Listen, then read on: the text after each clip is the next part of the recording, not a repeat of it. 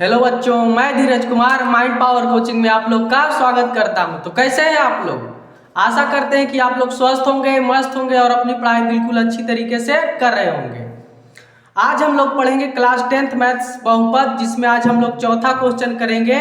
पहला क्वेश्चन, दूसरा क्वेश्चन और तीसरा क्वेश्चन हम लोगों ने पीछे की वीडियो में बहुत ही अच्छी तरीके से कर लिया था। चौथा क्वेश्चन में क्या कहा गया है? चौथा क्वेश्चन में कहा गया है कि एक द्विघात बहुपद ज्ञात करें जिसके शून्यक निम्नलिखित है।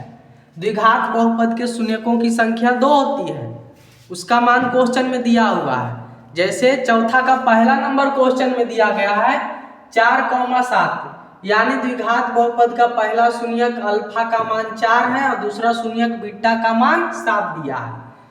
और हम लोग से द्विघात बहुपद ज्ञात करने के लिए कहा गया है। तो इसमें क्या करेंगे? पहले द्विघात बहुपद ज्ञात करने के लिए सबसे पहले अल्फा प्लस बीटा का मान निकालना पड़ेगा।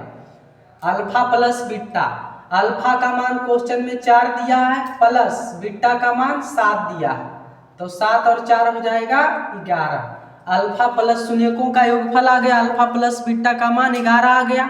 उसके बाद अल्फा इंटू बीटा निकालना पड़ेगा। अल्फा इंटू बीटा, अल्फा का मान 4 इंटू बीटा का मान 7, 4 सत्ते 28 हो गया।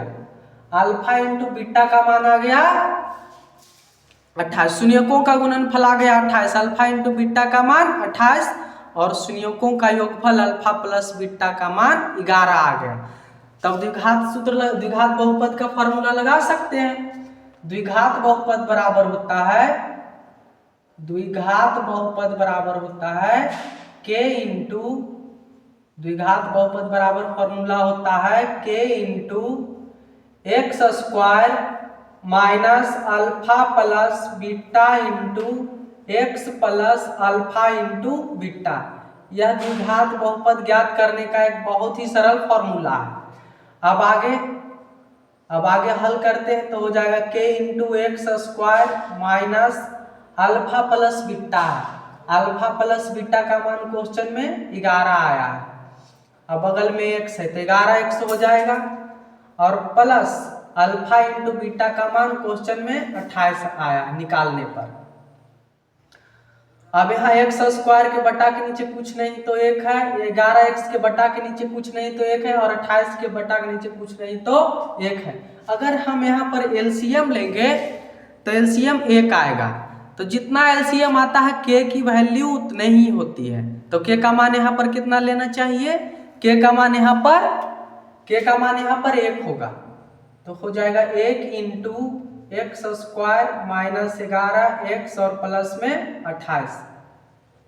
अब यहाँ लिखना है कि चूंकि k की वैल्यू 1 है, k का मान उतना ही लिया जाता है जितना कि एलसीएम आता है। यहाँ पर एलसीएम लेने पर एलसीएम 1 आएगा, इसीलिए k का मान 1 ले लिए हैं।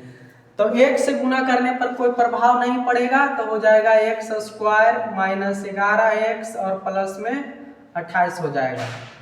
तो यह हमारा पहला क्वेश्चन बहुत ही इजी वे में सॉल्व हो गया। अब दूसरा क्वेश्चन सॉल्व करते हैं।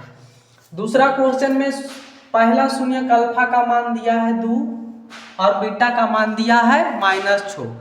द्विघात बहुपद का पहला शून्यक अल्फा होता है, दूसरा शून्यक बीटा होता है। अल्फा का मान क्वेश्चन में दिया है 2 और बीटा का मान क्वेश्चन में दिया हुआ है -6। तो सबसे पहले अल्फा प्लस बीटा निकालना पड़ेगा। सबसे पहले निकालना पड़ेगा अल्फा प्लस बीटा। अल्फा का मान 2 प्लस बीटा का मान -6, तो कितना हो जाएगा? 2 और प्लस माइनस माइनस होता है, 2 में से 6 जाएगा तो बचेगा -4। अल्फा प्लस बीटा, शून्यकों का योगफल अल्फा प्लस बीटा का मान आ गया -4।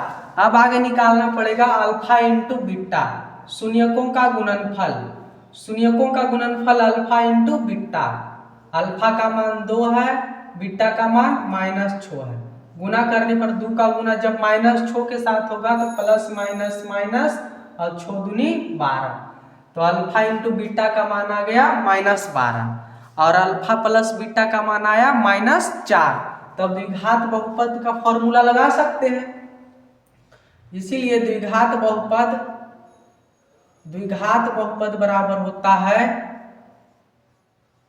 द्विघात बहुपद बराबर फॉर्मूला होता है k into x square minus alpha plus beta into x plus alpha into beta. अब आगे इसी प्रकार से सॉल्व करते हैं, हो जाएगा k into x square minus alpha plus beta है, अल्फा प्लस बीटा का मान निकालने पर आया -4, तो यहाँ -4 बैठाना पड़ेगा और प्लस अल्फा इंटू बीटा का मान कितना आया -12, तो यहाँ -12 बैठाना है। अब आगे हो जाएगा k into x square minus minus plus होता है, 4 में x से गुना हो जाएगा 4x हो जाएगा -12।